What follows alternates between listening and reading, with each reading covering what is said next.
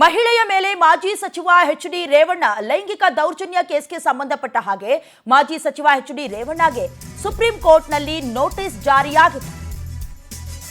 H D. Revanna ಲೈಂಗಿಕ ಪ್ರಕರಣದ ಬಗ್ಗೆ ಈ ಹಿಂದೆ ಪವರ್ ಟಿವಿ ವರದಿಯನ್ನ ಪ್ರಸಾರ ಮಾಡಿತ್ತು.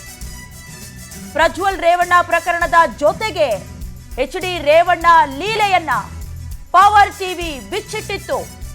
ಮಾಜಿ ಸಚಿವ ಎಚ್.ಡಿ. ರೇವಣ್ಣ ಹಲ್ಲೆ ಕೇಸ್ ರದ್ದು ಮಾಡಿದ್ದ ಹೈಕೋರ್ಟ್ ಕೇಸ್ನಲ್ಲಿ ಸುಪ್ರೀಂ ಕೋರ್ಟ್ಗೆ ಮೇಲ್ಮನವಿಯನ್ನ ಸಲ್ಲಿಸಿದ್ದ ರಾಜ್ಯ ಸರ್ಕಾರ ಇದೀಗ ಮಹಿಳೆಯ ಮೇಲೆ ದೌರ್ಜನ್ಯವನ್ನ ಎಸಗಿದ ವಿಚಾರಕ್ಕೆ ಸಂಬಂಧಪಟ್ಟ ಹಾಗೆ ಮಾಜಿ ಸಚಿವ ಎಚ್.ಡಿ. ರೇವಣ್ಣಗೆ ಸಂಕಷ್ಟ ಎದುರಾಗತ್ತಾ ಅಂತ 2024ರ ಲೋಕಸಭಾ ಚುನಾವಣೆಯ ಸಮಯ ಅದು.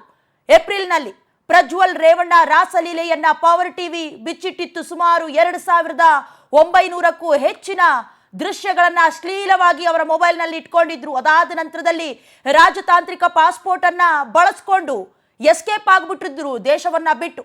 ಅದಾದ ನಂತರದಲ್ಲಿ ಅದೇ ವೇಳೆ ಮಹಿಳೆಯಿಂದ ಎಚ್.ಡಿ. ರೇವಣ್ಣ ಅವರು ಏನೆಲ್ಲ ದೌರ್ಜನ್ಯ ಮಾಡಿದ್ರು ಲೈಂಗಿಕವಾಗಿ ಎಲ್ಲ ಬಟಬಯಲಾಗಿತ್ತು.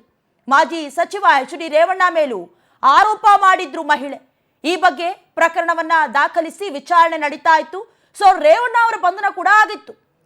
ಸಂತ್ರಸ್ತೆಯನ್ನ ಕಿಡ್ನಾಪ್ ಮಾಡಿದ ಪ್ರಕರಣದಲ್ಲೂ ಕೂಡ ಎಚ್.ಡಿ. ರೇವಣ್ಣ ಆರೋಪಿಯಾಗಿದ್ರು. ಈಗ ಸಂಕಷ್ಟ ಎದುರಾಗತ್ತಾ ಅನ್ನೋದು ಪ್ರಶ್ನೆ.